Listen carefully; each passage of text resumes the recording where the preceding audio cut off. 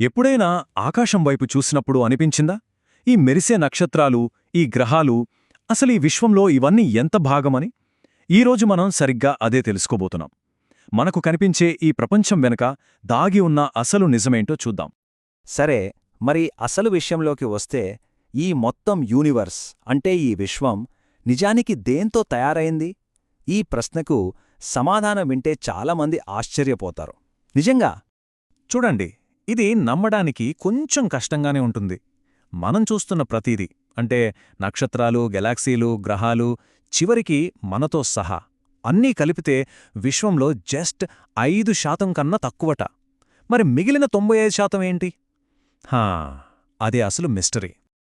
Okay, ముందుగా మనకు తెలిసిన ఆ 5% గురించే మాట్లాడుకుందాం. అంటే మనకు కంటికి కనిపించే ఈ ప్రపంచమన్నమాట. అవును, కేవలం 4.6%. మొత్తం విశ్వంలో మనకు తెలిసిన నార్మల్ మ్యాటర్ అంటే అణువుల శాతం ఇదే. సింపుల్గా చెప్పాలంటే మనం టచ్ చేయగలిగేది, చూడగలిగేది ప్రతీదీ ఈ చిన్న ముక్కలోనే ఉంది. ఈ సాధారణ పదార్థమే మన చుట్టూ ఉన్న ప్రపంచం మొత్తం. మీరిప్పుడు చూస్తున్న ఈ స్క్రీన్, బయట ఆకాశంలో కనిపించే నక్షత్రాలు అన్నీ దీంతోనే తయారయ్యాయి. మనకు తెలిసిన ప్రతి అణువు ఇందులోనే ఉంది. సరే, ఇప్పుడు అసలు కథలోకి వెళదాం. ఆ మిగిలిన 95% సంగతేంటి? అది మనకు కనిపించదు, కాని మొత్తం విశ్వాన్ని తన కంట్రోల్లో పెట్టుకుంది.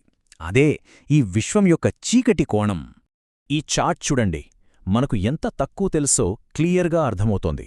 విశ్వంలో సింహభాగం అంటే మేజర్ పార్ట్ మొత్తం రెండు మిస్టీరియస్ విషయాలతో నిండి ఉంది. ఒకటి డార్క్ మ్యాటర్, ఇంకొకటి dark energy. Okay, dark matter అంటే ఏంటంటే దీన్ని గ్యాలక్సీలను కలిపి ఉంచే ఒక కనిపించని గమ్లాగా అనుకోవచ్చు. అది లేకపోతే ఏమవుతుందంటే గ్యాలక్సీల్లోని నక్షత్రాలన్నీ చెల్లాచెదరైపోతాయి.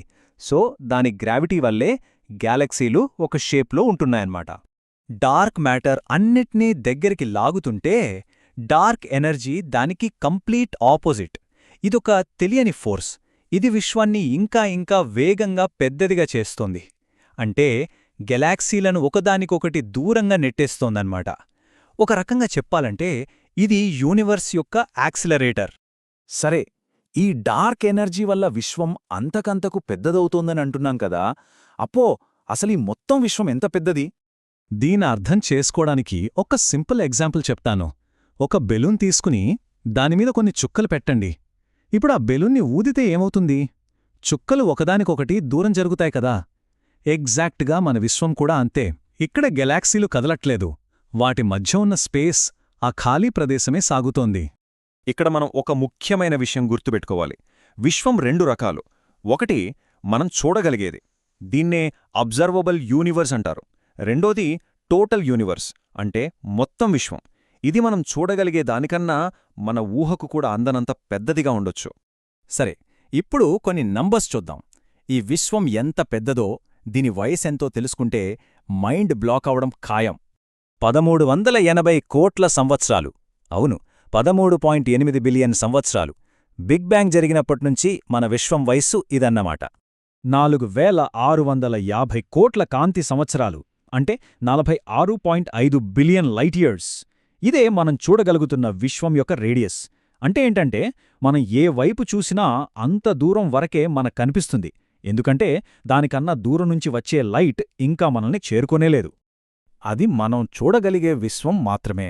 మరి మొత్తం విశ్వం, అది మనం చూస్తున్న దానికన్నా కనీసం 250 రెట్లు పెద్దదిగా ఉండొచ్చట. అంటే ఆలోచించండి, మనం చూస్తున్న ఈ అపారమైన విశ్వమంతా అసలు విశ్వంలో ఒక చిన్న చుక్కలాంటిది మాత్రమే. చూశారు కదా, మనకు తెలిసింది కేవలం 5%. అంటే ఇంకా 95% విశ్వం మనకు అస్సలు తెలీదు.